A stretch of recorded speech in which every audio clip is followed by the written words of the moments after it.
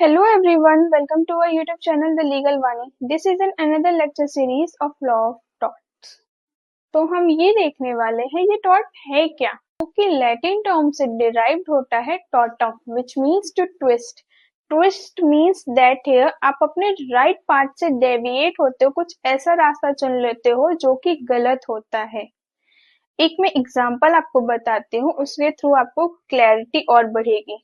Imagine करिए you are walking on a public, your neighbor's dog is roaming, वो freely घूम रहा है विदाउट अ लीज। सडनली क्या होता है, वो आप पर अटैक करता है और आपको काट लेता है और इसकी वजह से आपको इंजरी हो जाती है।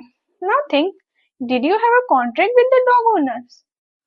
ऑब्वियसली नॉट, आपने कोई कॉन्ट्रैक्ट थोड़ी किया था उनके साथ, या फिर डॉग ओनर का ऐसा इंटेंशन भी नहीं था कि वो आपको हार्म पहुंचाए। स्टिल लॉ अलाउ करती है आपको कि आप उसे डॉग ओनर को स्यू कर सकते हो और जो भी कंपनसेशन है वो क्लेम कर सकते हो। क्यों? क्योंकि he had a duty of care towards you and he breached that duty. आप समझ रहे हो, उसने आपकी ड्यूटी को ब्रीच किया है, अपनी ड्यूटी नहीं अच्छे से निभाई है, तो आपका राइट्स कहीं ना कहीं वॉयलेट हुआ है। तो आप इसके थ्रू, टॉर्ट के थ्रू आप कंपनसेशन ले सकते हो डॉग्स ओनर से, जो भी डॉग का ओनर है उससे। और एक और एग्जांपल मैं आपको बताती हूँ जिसके थ्रू और क्लैरिटी बढ़ेगी।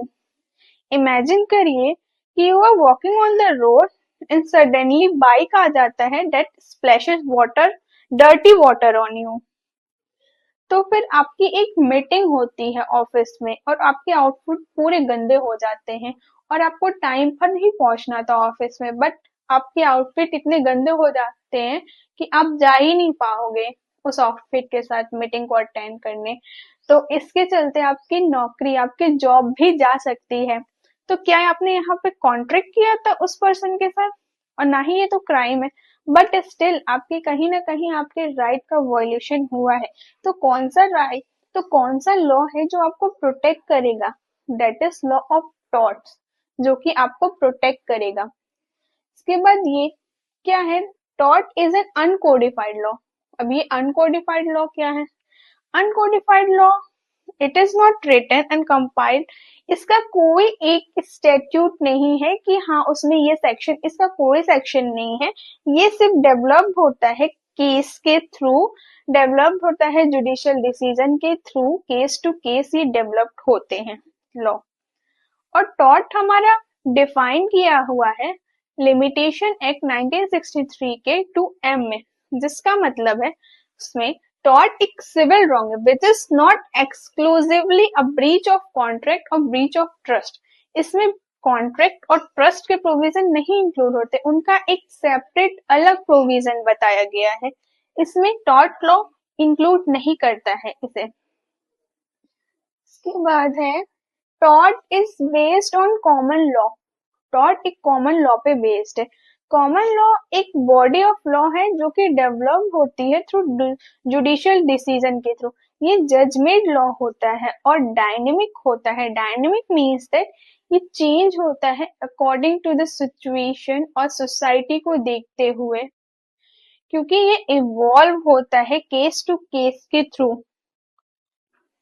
टॉर्ट मीन्स अ सिविल रॉन्ग, जहां एक पर्सन दूसरे पर्सन को wrongfully हार्म करता है, उसकी राइट्स को हार्म पहुंचाता है, तो लॉ उसे कंपनसेशन उसके लिए प्रोवाइड करती है। तो ये है टॉर्ट। और जैसा आप डायग्राम में देख रहे हो, बड़ा सर्कल एक सिविल रॉन्ग है, छोटा सर्कल टॉर्ट है। टॉर्ट एक सिविल रॉन्ग है बट सारे सिविल रॉन्ग टॉर्ट नहीं है। तो ऐसा क्यों कहा जाता है?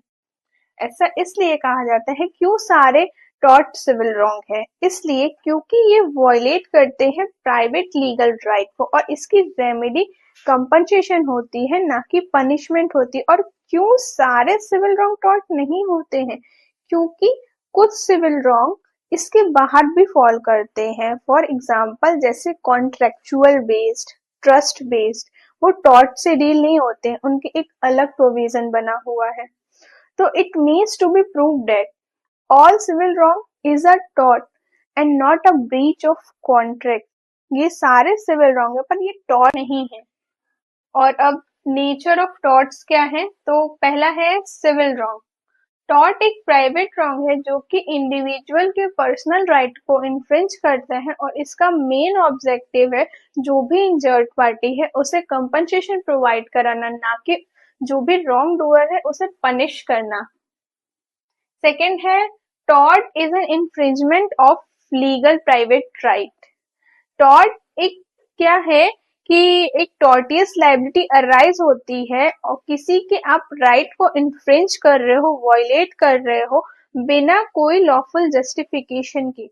आपके पास कोई ऐसा लॉफुल जस्टिफिकेशन नहीं है, फिर भी आप वो उसे इन्फ्रिंज कर रहे हो। फॉर एग्जाम्पल, डिफॉर्मेशन का एग्जाम्पल ले लीजिए कि मान लीजिए आप किसी को डिफेम करना चाहते हो और उसके बारे में कुछ ऐसी चीजें पब्लिश करा रहे हो जो कि ट्रू भी नहीं है, फिर भी आप उसे पब्लिश करा रहे हो, आपके पास कोई लॉफुल जस्टिफिकेशन नहीं है कि हाँ मैंने इस वजह से ऐसा किया, तो यहाँ पे क्या कर रहे हो, आप किसी और के पर्सनल राइट को इन्फ्रिंज कर रहे हो।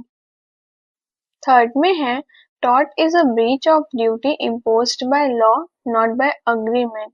इसका मतलब है कुछ ड्यूटी ऐसी होती है जो लॉ इम्पोज कर देता है, यहाँ पे कोई किसी भी तरह का अग्रीमेंट नहीं होता है।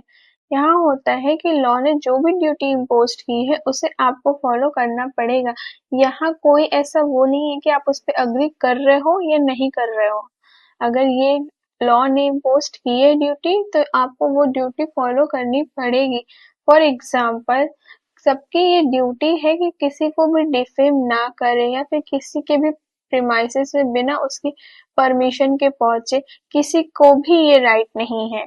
और everyone must drive carefully to avoid injury other, क्योंकि वहां पे उसकी ड्यूटी टू केयर है। And the fourth one is remedy in tort. कैसी रेमेडी मिलती है टॉर्ट में? Unliquidated damages. अनलिक्विडेटेड डैमेजेस का मतलब है कि यहाँ पे पहले से ही कोई अमाउंट फिक्स्ड नहीं होता है, कोर्ट डिसाइड करती है कि क्या अमाउंट देना है। इंजरी को देखते हुए, सर्कमस्टांसेस को देखते हुए कोर्ट डिसाइड करती है कि सफर्ड पार्टी को कितना लॉस हुआ है और उसको कितना कंपनसेशन मिलना चाहिए।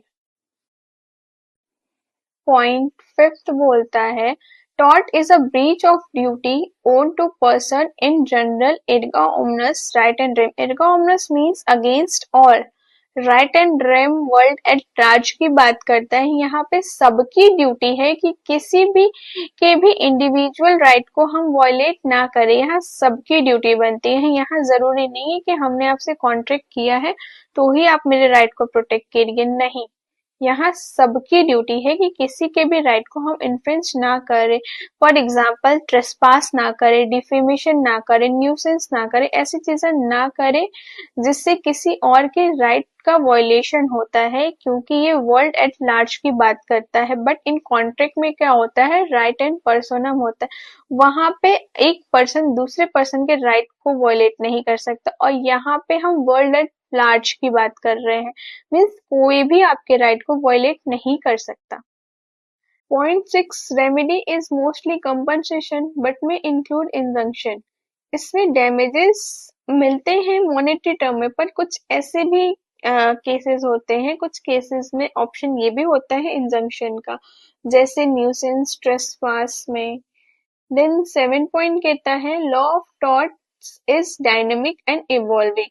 टॉर्ट लॉ चेंज होता है, सोसाइटी के नीड्स कोर्ट इंटरप्रेट करती है और डेवलप करती है इसके प्रिंसिपल को, क्योंकि इसका कोई भी ऐसा कोई स्टैट्यूट एग्जिस्ट नहीं करता, तो ये कॉन्टिन्यूसली चेंज होता रहता है। इसके प्रिंसिपल एक्सपेंड किए जाते हैं चेंजिंग सोसाइटी नीड्स को देखते हुए। फॉर एग्जाम्पल, आप जैसे आगे पढ़ेंगे स्ट्रिक्ट लायबिलिटी, इसमें ये है कि अगर कोई पर्सन अपने प्रेमाइसेस में कोई ऐसे डेंजरस थिंग रखता है और वो स्केप होके किसी और के प्रॉपर्टी पे चली जाती है, तो वो लोग लाइबल होते हैं। पर इसमें कुछ एक्सेप्शन भी देता है, इन केस अगर वो कुछ एक्सेप्शन में फॉल कर रहा होगा तो वो बच सकता है इससे। पर इंडिया ने डेवलप किया इसे उसने दिया एब्सोल्यूट लायबिलिटी का प्रिंसिपल, जिसमें एक केस था भोपाल गैस लीक केस में। सुप्रीम कोर्ट ने कहा था अगर कोई भी हार्म हो रहा है, ऐसा कोई डेंजरस या हजार्डियस सब्सटेंस या प्लेस है, तो वो एब्सोल्युटली लायबल होंगे। इधर कोई भी एक्सेप्शन अलाउड है ही नहीं। पॉइंट 8 डॉट आर एक्शनेबल पर से। एक्शनेबल पर से का मतलब है कि आपको जो भी एक्चुअल डैमेज है हुआ है वो आपको प्रूव करने की जरूरत नहीं है, क्योंकि लॉ यहाँ खुद से प्रिज्यूम कर लेता है। प्लेंटिफ को बस यहाँ रॉन्गफुल एक्ट दिखाना होता है। फॉर एग्जाम्पल फॉल्स इम्प्रिजनमेंट, यहाँ क्या होता है, आपको रॉन्गफुली टोटल रीस्टेन कर लिया जाता है, अनलॉफुल डिटेंशन होता है। तो ये अपने में ही सफिशिएंट है, एक रॉन्गफुल एक्ट है। यहाँ पे आपको फिजिकल और मेंटल हार्म दिखाने की जरूरत नहीं है, उसको प्रूफ करने की जरूरत नहीं है। देन डेफिनेशंस ऑफ टॉर्ट, जिसमें हम 3 जूरिस्ट की डेफिनेशंस पढ़ने वाले हैं। जो तीनों जूरिस्ट की डेफिनेशन है वो एग्जाम पॉइंट ऑफ व्यू से बहुत ही इंपॉर्टेंट है। सैलमन, विंडफील्ड एंड फ्रेजर, ये तीनों की डेफिनेशंस हमारे एग्जाम पॉइंट ऑफ व्यू से बहुत ही इंपॉर्टेंट है, जिसको पढ़ना बहुत जरूरी है। तो हमारा सैलमन की डेफिनेशन ये कहती है it is a civil wrong, ये एक सिविल रॉन्ग है जिसकी रेमेडी हमें कॉमन लॉ के एक्शन से अनलिक्विडेटेड डैमेज मिलते हैं, जिसमें हमारा ब्रीच ऑफ कॉन्ट्रैक्ट और ट्रस्ट इंक्लूड नहीं है। देन फिल की डेफिनेशन कहती है कि जो भी हमारा लॉ के द्वारा ड्यूटी फिक्स्ड की गई है, अगर हम उसको वायलेट करते हैं तो हमारा टॉर्टियस लायबिलिटी अराइज होता है, और जो भी ब्रीच हुआ है उसके लिए हमें अनलिक्विडेटेड डैमेजेस मिलते हैं। देन फ्रेजर की डेफिनेशन बात करती है कि ये एक infringement of right and rem है प्राइवेट इंडिविजुअल का। इसमें भी हमें कोई भी अगर पार्टी इंजर्ड होता है तो उसे कंपनसेशन मिलता है। As you know, right and